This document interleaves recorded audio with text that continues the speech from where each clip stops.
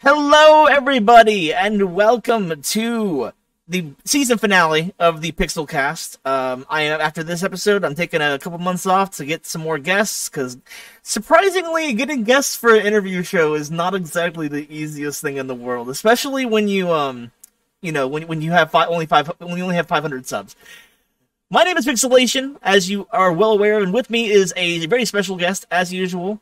We have the voice of Monokuma from Danganronpa, but little did I know he does way more, and we're gonna get into that in a little bit. Brian Beacock. Brian, how you doing?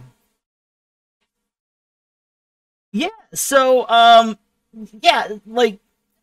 we were just talking about this off chat, but I kind of want to just jump right into it. Like, the last year of our lives has been a little weird, to say the least. The funniest thing happened in January 2020. And the, how have you been handling it? Like what's been going on in your life?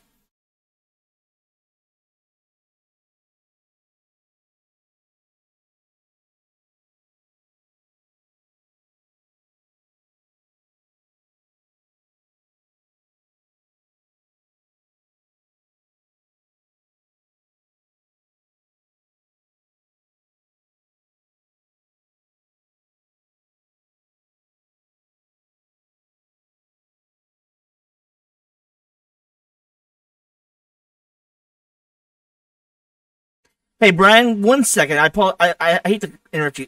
We have somebody in chat saying they can't hear you. It says that it's picking you up, but I'm not sure. Um,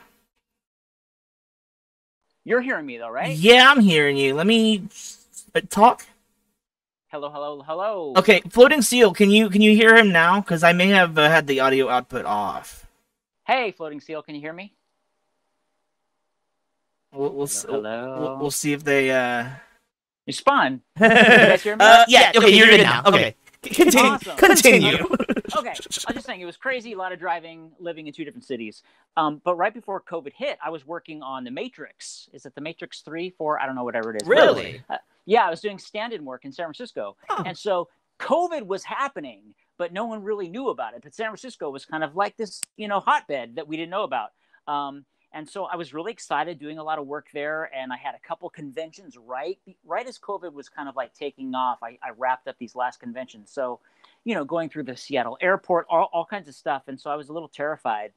But then voiceover started. I was one of the people who doesn't have a recording booth that's really useful in my home, especially since I'm at my mom's house sometimes. Right. So I was going into studio for a lot of voiceover stuff with the masks and the bubble suit and ET and all that action and multiple testing and swabbing and all that stuff. So things have kind of calmed down, obviously. But in the beginning, I tried to work as much as I could, but it was scary. Oh, yeah. For everybody, yeah. Yeah, I imagine, I was thankful. And that's the thing is that, like, no matter how bad things got for me, I always had this kind of awareness that, I had a pretty stable job security. I didn't really have much of an interruption. I was already working from home, so it was kind of like, okay, Wow. But it's one of those things where I saw people and, who didn't have that luxury, and it was like, okay, count your blessings for me, It's true. It's really true. And thankfully, in Hollywood, the entertainment industry really got it together with all the testing and the COVID stuff. So that work came back pretty early in the year. And I started doing a lot more work on shows and stuff for that, in addition to voiceovers. So I was lucky. I was grateful. So, sometimes I like to start things off, or at least early in the podcast, with the kind of, if I have like a personal anecdote about the guest that I would like to share with you and with the audience, because, one thing I acknowledge is with voice actors, you don't always remember all the little things that might be bigger for us that are not, you get a lot of fans that get in touch with you, and you may not remember every single one of them. And so it's one thing that I wanted to share with you is, okay, so when I was in college, I want to say this was either 2012 or 2013, so almost 10 years now. My God, I'm old. Um, Oh, come on, come on. We won't have that conversation. um, so yeah, so it was around that time I was in a film production class, and I reached out. It was like okay. So the way I worded it was that I was working on a video project, and it was basically an interview with Persona 4's Teddy. Uh, and at the time, I was really, really into Monokuma, Danganronpa. I was playing all the games, and I loved them. And you were the only person like bear adjacent that I could get. I figured I was like, I'm probably not going to be able to get Sam Riegel or Dave Wittenberg to because those are the people who'd actually voice Teddy. And I was like, part of me was like, okay, well, what's the next best thing? And I'm like, Monokuma. And so I reached out to you randomly, and I was just like, hey, can you do a cameo in my video project for school? And surprisingly, you were like, yeah, let's do it. And I actually went back and watched it today, and it was not bad. It was not a bad video that I made. Love it. Yeah. I was like, normally I look back at stuff I made in that era with like a cringe on my face, but like it was not bad. And I just want to thank you. You probably helped me get a decent grade. So I appreciate that. And it's funny. I do try to do that. And of course, it always depends on the licensing of things, right, and what my characters can and can't say and all that stuff. But I'm sure you are very kind and respectful reaching out, and I think it's great. I mean, we all need to help each other out with stuff like this, and I'm really glad that it helped you and you are where you are now and all that stuff. So that's great. Yeah, I was really that's awesome. I was really jealous because I think it was one of the last cons that happened. You came to Texas at the very least for a con in like early 2020, didn't you? My roommate and his girlfriend hung out with you at 18 plus voice actors. Cameron. Oh yeah. Oh, God. I remember that con. Yeah. He him and they had like they were like, oh yeah, we hung out with Brian, and they got me actually. Oh, no. Give me 1 second. What do you have? Oh my gosh. I mean, he could be bringing anything back. I just realized I had this on my wall. Nice. And they got me that, and they brought it to me because I told them that you had followed me years back on Twitter, and they were like, "Oh, we're gonna get you a signed print," and I was like, "Okay," and then they brought it, and I was like, "Yay!" I feel like. It's so funny how things come full circle, right? Right. That's really cool. So that's awesome. Yeah, so that's really fun, and I'm still waiting on the day. Hopefully, now that cons are starting to kind of kick back into gear now, I'm hoping that we'll be at the same con at some point in the near future. But that would be great. So Austin has some, right? Austin has conventions. Yeah, not as obviously this year, not as many as there usually were, but right. it was actually kind of oversaturated in the years leading up to COVID. I think we had like 7 or 8 in Austin alone throughout the year. Wow. Now, whether or not we're gonna still have those is still to be determined. I say wait until 2022. We'll see if things get back to normal. But yeah. No, it's great. I love how it kind of it all kind of works together, and Right. But yeah. So let's go ahead and talk about you. This is because you're the guest of honor. So it makes sense that eventually we would talk about you. My chair. Sorry for the snark. No, are you kidding? I live for this snark. Oh hell yes. So I like to start things off with the easiest question in the book. And by easiest, I mean a metaphysical existential crisis. In your own words, who is Brian Beacock? Oh, God. I think he is a funny, determined actor who does his best to love life, create, and travel. Okay. How's that? You know what? You are the 10th guest that I've had in this series, and that is the best answer I think we've gotten. Everybody's like, I don't know who I am, and I'm like, that's why I ask it. I think it's a great question, but it's really funny that you sprung it on me, because I guess that's how I would describe myself.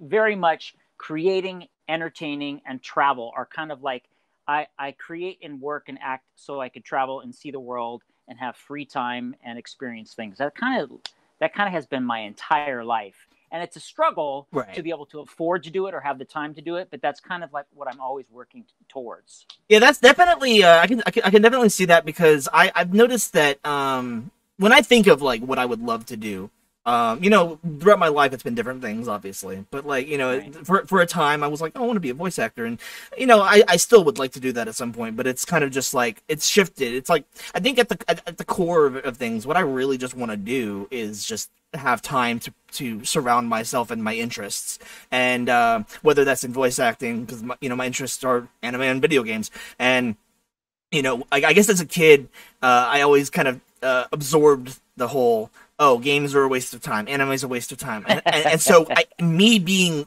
the petty person that I am, I was like, I want to prove them wrong.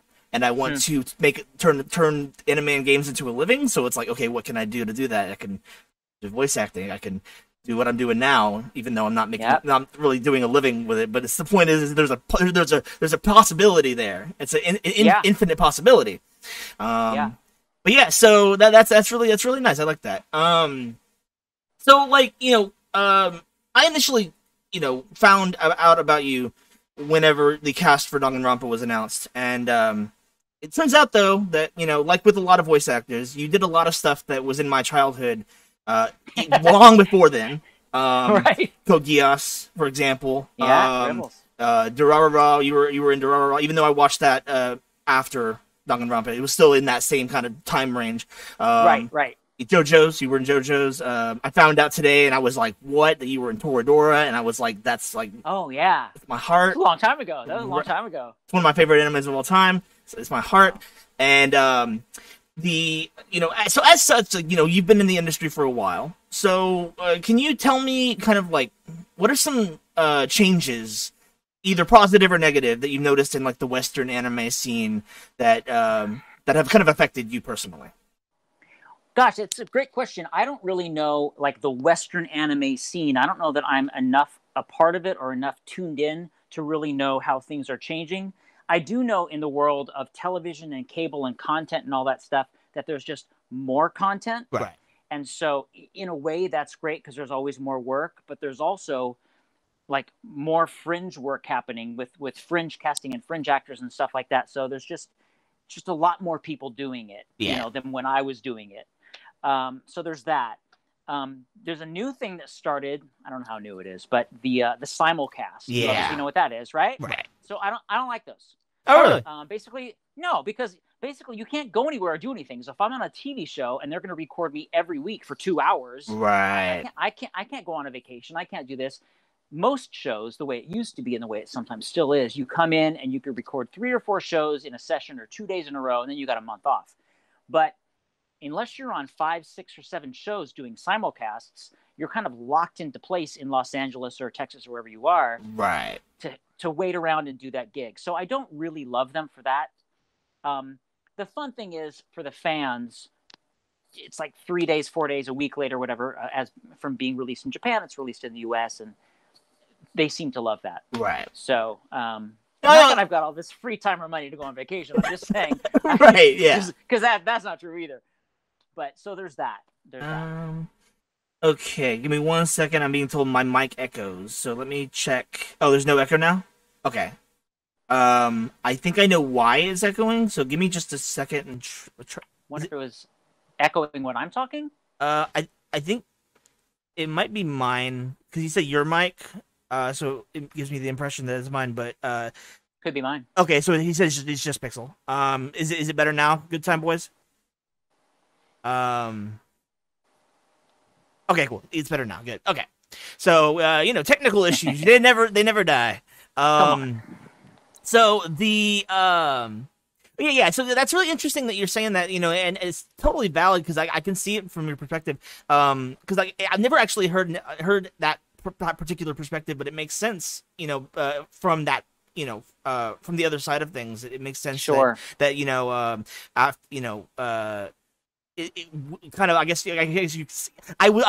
My first inclination was to say in the olden days, but like it's really just like No, 2010. Well, yeah, exactly. Like, but the way we're going, it's the olden days. Yeah, right. It's like I think back and I'm like I'm about to be 30. No, Come on, please no. come on. I'm gonna get Brian mad by the end of the. He's gonna be like, "You're not old." Hey, I was just Takato just turned 30. What's up? Came out in 2000. Takato from Digimon just turned 30 because it came out in 2001. Oh so my he's 30. gosh! I have a TikTok video coming out about that soon, so it's pretty sad. Well, if you're watching this and you use TikTok, go. What's your TikTok? I'll It's Monokuma Brian B. Okay, yeah, I'll follow you. And it's crazy. Crazy. I'm using my phone as a camera, so I'll have to wait until after. Me but too. yeah, look. Forgive my language. I usually like to keep this uncensored, but I'm like, I usually kind of like, I want to gauge it, but I'm a TikTok whore. Okay. Are you really? I love it so much. And I used to be like, oh, this is so stupid. And then I started using it and I was like, I love this app. It honestly just started for me a couple weeks ago. I posted a video of me and Monokuma, my little paper cutout Monokuma in New York City. Right. And it got like 53,000 views. And then all of a sudden I'm doing little puppet shows with my characters and it's insane. So I'm having a really good time. My house is a disaster. There's lights everywhere. There's green screen. There's paper cutouts. I'm doing cosplay fails. Like it's a disaster. My mom doesn't know what's going on. My other apartment is a mess, but it's fun. But thank you, TikTok. That's actually it's a good question I kind of want to ask, and I didn't really plan for this, but it's a good segue. Like, what does I'm very fascinated. What does your mom think about all the anime and video game stuff that you do for a living? Like do they understand it, or is it more of a? Well, back in the day, so like I said, Digimon's 20 years. So back in the day, she got it, cartoon, whatever. Right. She's 92 now. She's like, I don't know, it doesn't matter. When's Wheel of Fortune on? You know what I mean? But as far as my family goes and all that stuff, they're completely supportive. I'll show her my TikTok video. She thinks it's funny. She doesn't know why I'm doing it or what's the point. Right. I'm like, I don't know what the point is. Clearly, there's no point yet. Look, there's no point to life. We just gotta, no point. One day at a time. But actually, I took my mom to Armageddon Con in New Zealand one year, and so I'm signing autographs, and she walks around the corner. She's got some like weird anime hat on that she bought, at one of the stalls. So she totally loves it. She totally gets it. She's completely supportive. So that's great. It's all good. It's all good. What's your mom's favorite anime? I'm sure it's Digimon. Digimon Tamers. She wouldn't like Danganronpa, I'm sure. But she loves Digimon Tamers. Yeah. I remember having whenever Danganronpa was first released, I had a friend who absolutely hated it, and it was because of the fact he was not a fan of the executions. And it was like, okay, well, I guess in hindsight, I'm like, I get that, but I feel like it's like just tame enough that it's like not explicit, but it's like, it's still pretty tame where it's like, it's more the implication, I think, is the weird, sure. Like there's that one, have you played it? Like, I know that not always the actors will like participate, but I haven't played it. I've seen a lot of it, but I did another podcast not too long ago, and I guess now you can download all 3 games on your phone, right? Which I just found out. So that is going to happen. So goodbye, everybody. I'll be gone for months playing Danganronpa, watching Netflix and playing Danganronpa on my iPhone. That's fair because because legitimately the first couple of games, and if it's not clear, like, I won't get into this. I wasn't the biggest fan of the last game. I won't go into a huge spiel about it because there's a video talking about it on my channel. But I was such a fan of the first one and the second one, and then for the most of the third one, I was like, I'm in, and then towards the end, I was like, why?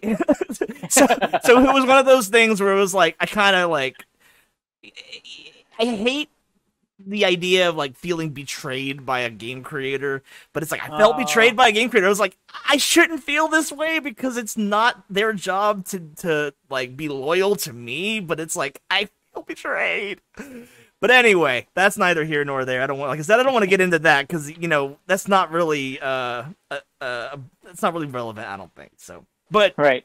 But that being said, That's again, that's interesting, and I really appreciate that perspective of the simulcast. So kind of shifting away from the anime scene, because you do more than just anime and video games. You do live acting, singing, all sorts of stuff. And in preparation for this interview, you mentioned that you were involved in American Idol. And I'm very curious. Can you tell me what that's been like? Like what you're doing for the show? Like what the experience has been like for you? Yeah, so it started about 4 years ago. A friend of mine was working on the Golden Globes, and they had me come in to do what's called a rehearsal, a stand-in rehearsal for the show. And they do this for every TV show, every talk show, every award show, where they bring in actors, and we run the show playing the celebrities. So, like, for instance, I've worked the Oscars for 5 years in a row. So I will be sitting in the audience being Brad Pitt. And they rehearse the scene where maybe Brad Pitt wins. And of course, there's 5 people nominated, so it's 5 actors. And we don't know if we're going to get called. And if we do get called, we have to walk up on stage and improv an acceptance speech. That's naming our wife, naming the producer. So it's all for the camera rehearsal. So it's highly stressful.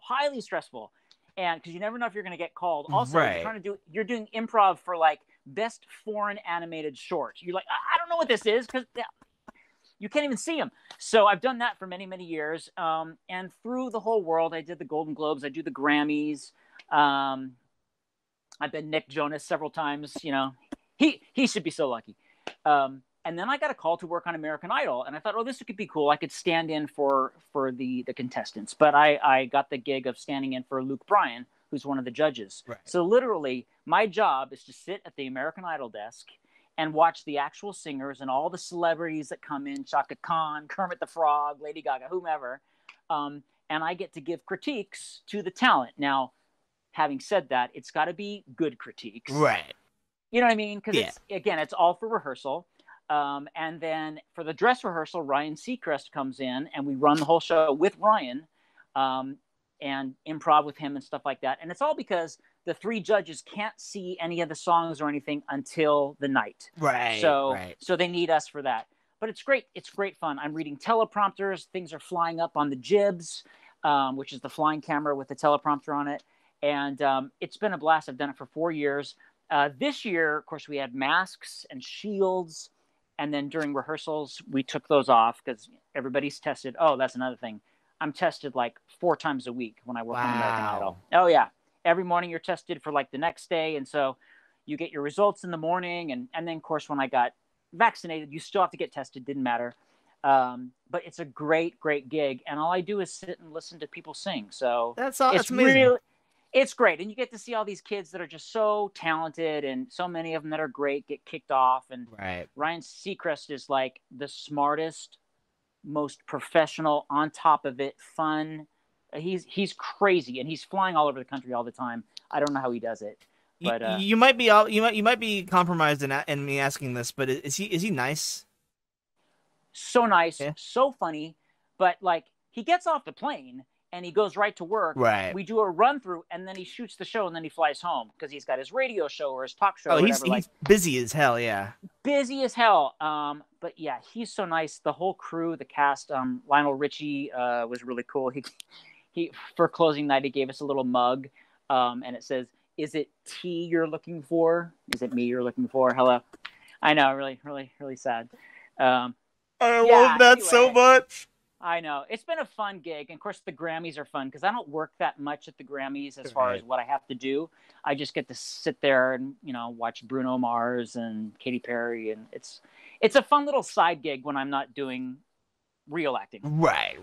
Yeah. That's really cool. I've never, honestly, I have never met anyone who does anything like that. And that's so interesting to me because it all makes sense, because I never really thought about at the rehearsals for the shows. I never really thought about how especially with American Idol, like you said, the judges can't hear the songs until the night of. Yeah. And I never thought about that, but it makes a lot of sense. And I'm like, okay, now I'm gonna start looking at these shows a little differently because it's okay, now I kind of have a little bit of how the sausage is made, Totally. Yeah. Totally. Because they can't just come in there and film a TV show. There's stage managers calling cues and the lighting effects and the ramps coming up and the musicians rehearsing, and it's insane how much goes into just an hour of TV. That's amazing. I love it. So let's talk Acting Dead for a bit. Ah, yeah. Because I hate to say it, but I never watched it until today. Oh, I loved it. fine. I love episode 1. I only watched episode 1 because I don't know where would I go to watch more because I need more. We used to be on Amazon Prime, and they did a dump, so we're gone, which is terrible. So if you go to actingdead.com, I think it'll lead you to my Vimeo page where it's living right now. But we've got some distribution stuff in the works, but it's all on Vimeo. But go through actingdead.com. Reason I ask it because I only saw the first episode on Vimeo. I couldn't find the rest of it, so I was So I was like I need more in my life. Well, maybe I don't think they're locked, but maybe I need to fix that. Yeah, they're all there. Yeah, because I was sitting there as I was watching it, and I was like, because you just I kind of jumped ahead of the gun. We got to tell what acting that is. You created it, you write for it, and you were the executive producer, which is amazing. Thanks. It gave me serious kind of like Arrested Development vibes a little bit. Yes. And I love in the best way. I loved it. Thank you. So, tell me a little bit about how the series manifested. So I was doing some web series. I was in festivals and things like that. And I thought the next time I do a web series, I want to do it just like a TV show. I want to block shoot it, which means that you shoot everything in one location for the whole season, like a movie or whatever. And you shoot. So we shot for 28 days. And I was driving down the 405, which is a terrible freeway in Los Angeles. And I was looking at all the people in the cars and how they're just like going about their day like zombies. And I thought, well, it'd be really funny. What if they were really zombies? But they were normal zombies going about their day, like going to the gym or going on a date or going to work or whatever. And I thought, well, this would be really funny if like being a zombie was so normalized. And really in the world that we're in or were in years ago, zombies were everywhere, TV shows and movies. And I thought, well, what if it was also like kids' birthday parties and bar mitzvahs and brisses and whatever, all zombie themed. So, the idea is the character that I play, Tate Blodgett, is this kind of like out of work, semi-bad actor who can't even get a job as a zombie. He gets turned down.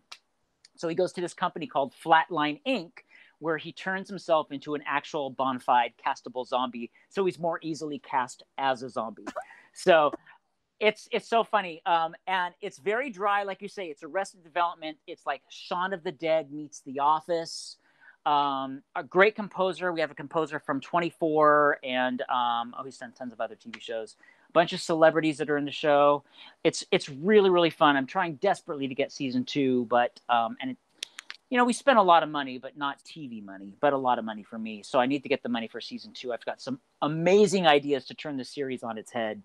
But the coolest thing, and this may be in your notes, I don't know, around the time that we came out, the Television Academy announced that they were opening up their categories for their Emmys to short form content, which is what my show was. Right. So we nominated several people, including the show and an actress in the show, Patrika Darbo. Look her up. She's been in a million different shows. She got nominated and ultimately won the Emmy for this TV show. So I got to take my mom to the Emmys. Ryan Seacrest, strangely enough, gave her the award. I was sitting next to RuPaul and Michelle Visage at the awards. My mom was so excited because she got to meet Derek Huff from Dancing with the Stars. That's all she cared about. But yeah, so my mom and I are on the red carpet. And first of all, I'm thinking like, this is the coolest thing. I'm at the Emmys. What the hell? And then when they announced Patrika winning the Emmy, I'm like, what has just happened? Being a producer, I also got an Emmy with it. So I have an Emmy at home on my TV. That's so cool. That I thought maybe I'd put in the front seat when I drive for Uber. I don't know. You can carpool. Exactly. Oh my God. That's very funny. Yeah, it's great. I'm really proud of it.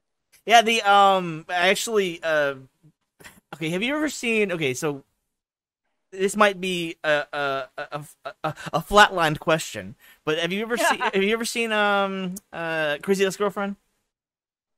Oh yeah, of course. So I'm watching that right now. I just started it and I'm loving it. And it got me thinking of, there's this one joke that they do in I think it's season 2 where someone is given a Native American statue as like a present or something like that, like the Brady Bunch. Yeah, and so he's just like, well, and then they're in California too, and so it's like, well, I guess I can use carpooling now. And I'm like, yay! I don't know, that joke it gets me. It gets me. So funny. I actually used to work on that show. I did payroll on that show. Oh, that's cool. Time. Yeah, and I had to give it up because like all my friends were walking down the hall to set, to be in the show. Right. And there I am covered in Post-it notes and tape. I'm like, hey, have a good day. Right. So I had to leave. Yeah, well, one thing about Acting Dead though that I really enjoy is that I was sitting there because I wasn't sure really what to expect because I've heard the name for years because ever since you followed me back then I was like I wonder what that is, but because back then I was broke and I was like it's probably on a streaming platform that I can't afford, I'm just not even gonna paywall. Right, and so and then today I was like this would be the perfect thing for me to do to prepare for this interview, so I watched it and I was like. Episode 2, where is it? Oh no, I feel so bad. So if you can look into that and then like kind of ping me whenever I totally will. I'll post it on Twitter or whatever. Yeah. But I'll send you the link. I'll send you the link directly. But yeah, if everybody wants to watch it, it's so fun and so funny. And gosh, the opening title credits so good. So good. I found a guy, Martin Wudaseth, in Paris. I found him on Vimeo actually, and he was just crazy good. And John Yelvington, an actor in the show who plays my manager, he did all the artwork. And oh my God, it was a blast. It was so much work. We had 100 people, cast and crew, in that show. Wow. That we had to manage and pay and stuff. And but it was so much fun. Yeah. So anybody who's watching right now, definitely go watch the first episode, and then hopefully by this time they go do it. We'll get the rest of the season. Watch it. Go. Is there a way they can like help fund season 2 or? Not yet. Just getting eyeballs on it is fine at this point. I'm probably gonna have to end up robbing a bank, so don't worry yourselves. Don't worry about it. I got it covered. Well, there we go. Then I cannot wait. Then I can't wait to hopefully not see you in the headlines. Who knows? And instead see you in the headlines for best season 2. Right. So last real question that and then I'm going to get on to some kind of fun stuff. This is my favorite question for you because I saw this today and I was like. I gotta mention this. In the early 2000s, you performed live on Late Night with Conan O'Brien. I did. And you were doing Axl Rose and White Trash Wins Lotto. Yes. I adored that. So what was that about and how did that happen? So funny. So White Trash Wins Lotto was written by Andy Preboy, who used to be in a band called Wall of Voodoo. And they had an audition when I was in LA. I was doing a lot of theater. I was working at Universal Studios in the Beetlejuice's Graveyard Rock and Review. So I was singing and dancing every day. And I just auditioned for this show. And White Trash Wins Lotto is basically the story of Guns N' Roses and Axl Rose, but told in a Gilbert and Sullivan style musical. So it's really funny. So it's operatic stuff with F words everywhere. It's just so funny. Patton Oswalt, if you know him, the comedian, he was in it. Greg Barrett, the stand-up. Dave Foley from Kids in the Hall, he was in it. Really, really fun. So I got cast, and we did it at the Roxy, which is this great rock and roll club on Sunset Boulevard. We did it several times there. And then Conan O'Brien always goes to the Aspen Comedy Festival. And so he had met Andy Preboy years ago and heard about the show or saw the show or something. And he said, why don't you guys come out to New York? We were going to perform out there at a place called PS 122, a little theater in New York anyway. So very excited about that. So he said, come on the show and you guys can do the opening number on Late Night with Conan O'Brien. I can't even tell you how scared I was. I imagine. Come on. I'm like up front and center. And it's really weird because at Conan O'Brien, I don't know if the Tonight Show is the same because I sang for Betty White's birthday on the Tonight Show too. But like you're standing on the floor of the stage. Wait, hold on 1 second. You That was more recently. That was like 4 or 5 years ago for Betty's either 93rd or 95th birthday. 4 of us, we all sang to Betty White, and it was, again, terrified. Bless you, sir. Bless you, sir. Jay Leno was the host, and it was really, really fun. I'm sorry. She gave me a hug. I hate interrupting, but it's like you kind of just like peppered in that amazing fact, and I'm like, well, hold on. You oh my God! Tell me about that. But, my heart, Betty White.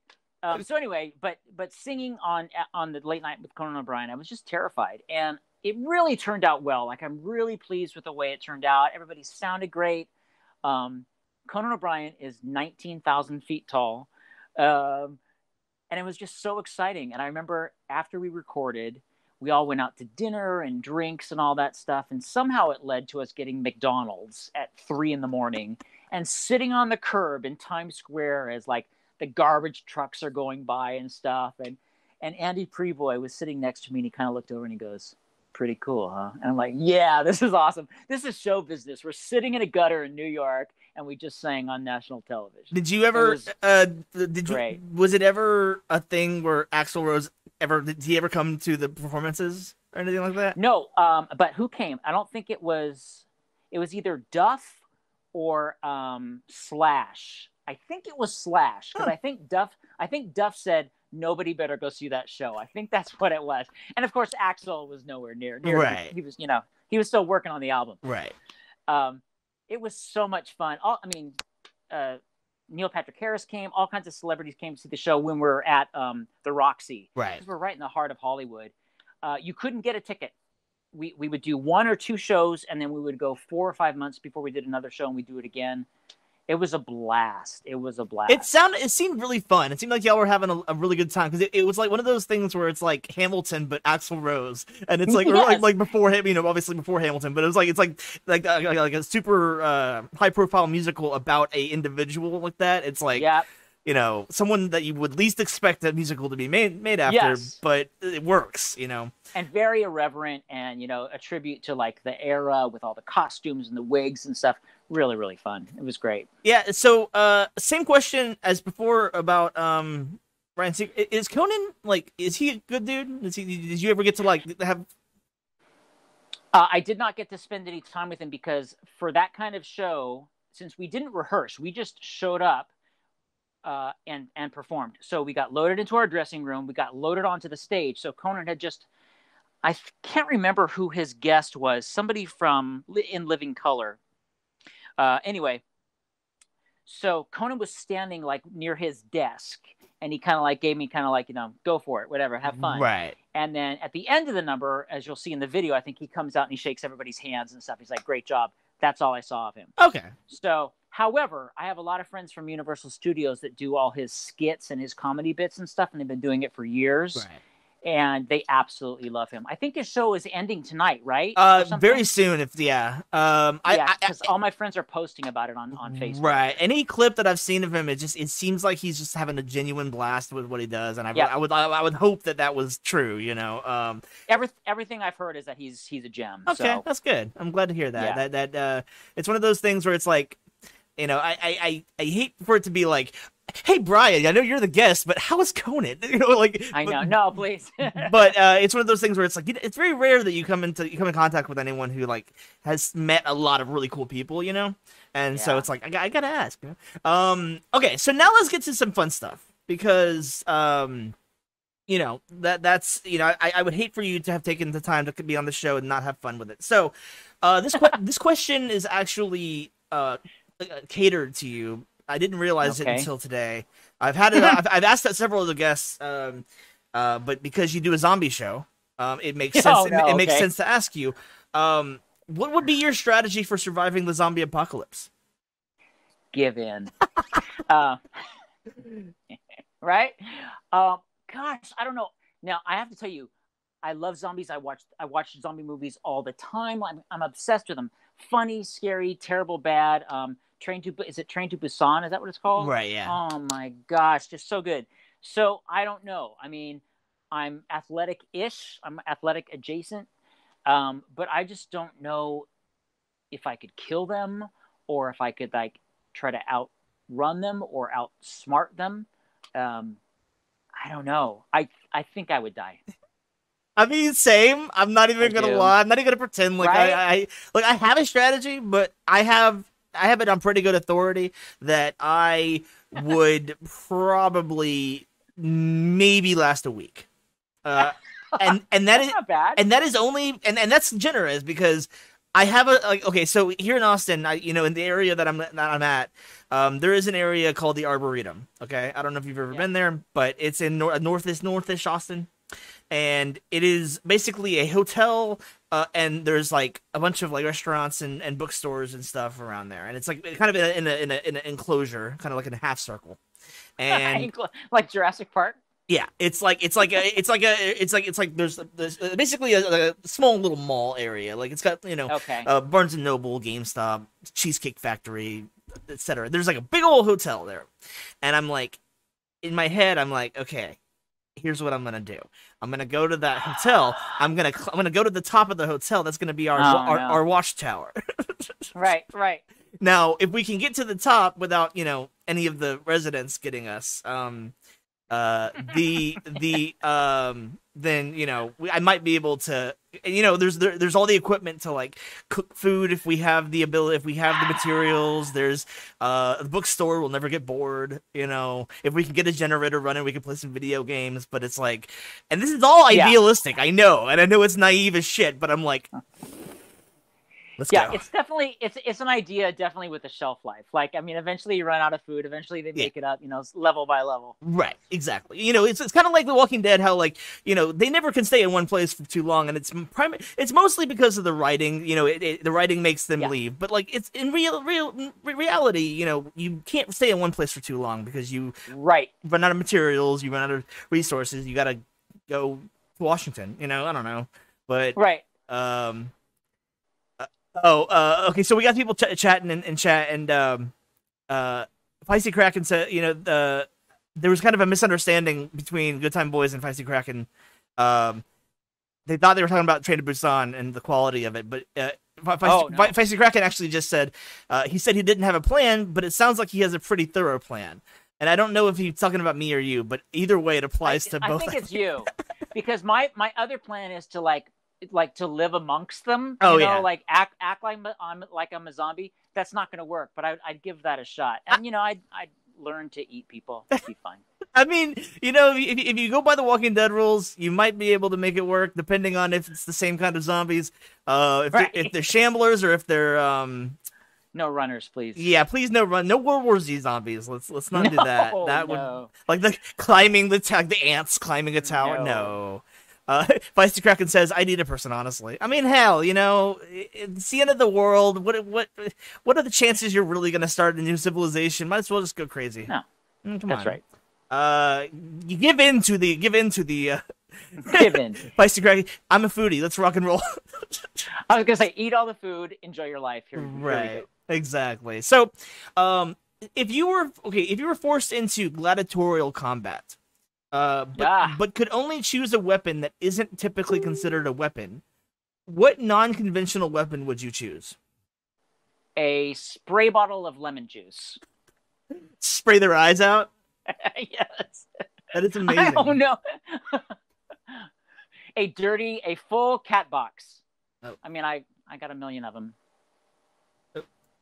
Sorry, I messed up the stream just a little bit. Okay, no, why are we doing this? Hold on. I made it oopsie here. Uh-oh.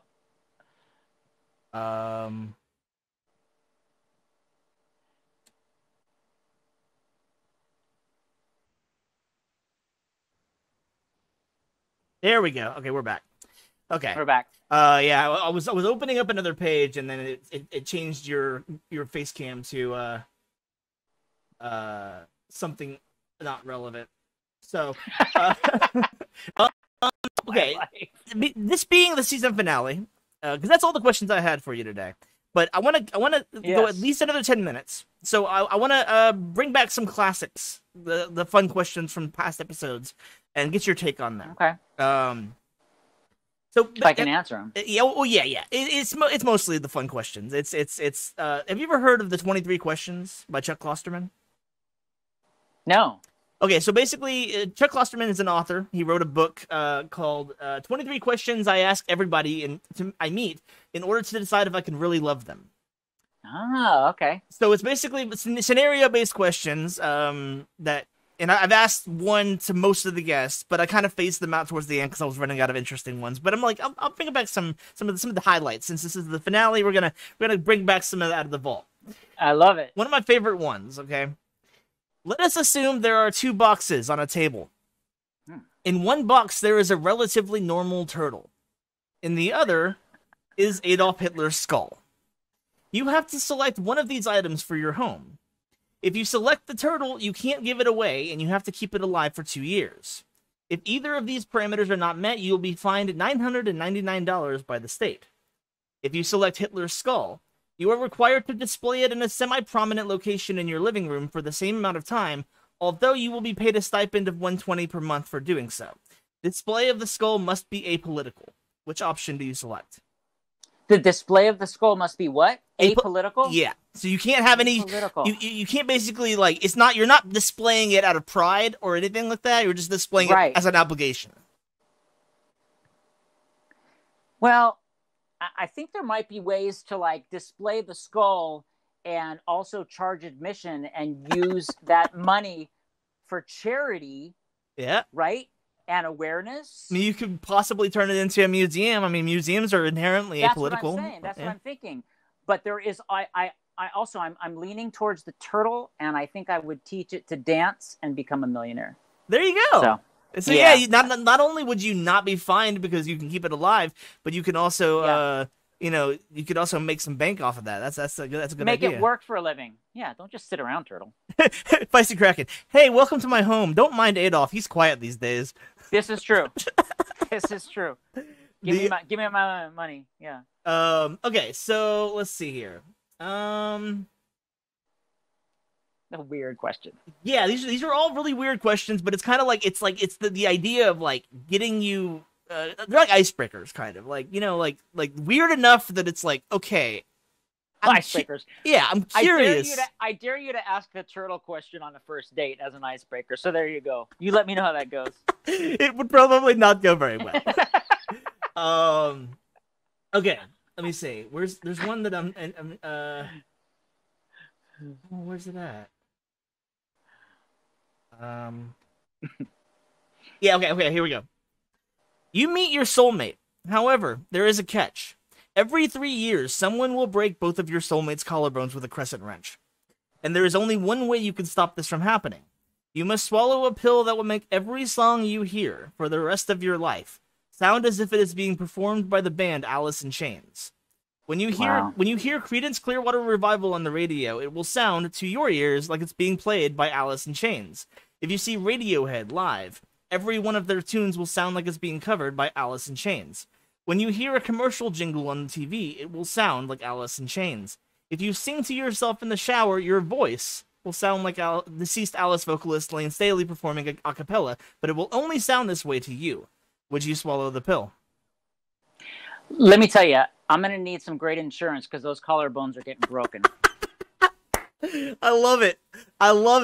The other person I asked this to, I believe they were like, I can't have no one breaking my girl's collarbones, and now I have the exact opposite. I'm like, yes. Sorry, honey. Enjoy traction. Well, hey, I mean, if you can, there are countries on Earth that you can get some pretty good, maybe not this one, but they exist. Right. Yeah, no, we'd have to move. Oh yeah. Let's see, last one, and then I will, I'll free you. But at long last, hold on, let me make sure this one's good. Okay, at long last, someone invents the Dream VCR. This machine allows you to tape an entire evening's worth of your own dreams, which you can then watch at your leisure. However, the inventor of the Dream VCR will only allow you to use this device if you agree to a strange caveat. When you watch your dreams, you must do so with your family and your closest friends in the same room. They get to watch your dreams along with you, and if you don't agree to this, you can't use the Dream VCR. Would you still do it? Well, yeah, because I watch the Kardashians with my family anyway, so it's the same thing that I dream about. I love it. This is great. This is great. I love. Okay, so let me see. Is there any?